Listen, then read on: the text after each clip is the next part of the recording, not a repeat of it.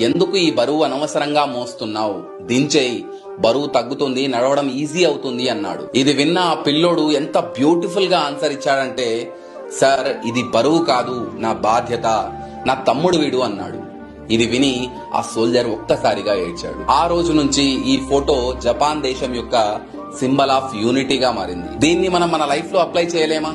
సంపాదన లేని తమ్ముణ్ణి, అన్నని బరువులా కాకుండా బాధ్యతగా తీసుకోలేమా? ఒక చెల్లి మనకు బరువు కాదు, తను మన చెల్లెలు, మన బాధ్యత. వాళ్ళు ఒకవేళ తప్పు చేస్తే వాళ్ళని క్షమించండి. వాళ్ళు వీక్ గా ఉంటే వాళ్ళకి అండగా నిలబడండి. ఎందుకంటే వాళ్ళు మనవాళ్ళు, మన రక్తం పంచుకొని పుట్టిన వాళ్ళు, మనతో చివరి వరకు ఉండేవాళ్ళు. వాళ్ళు బరువు కాదు, మన బాధ్యత.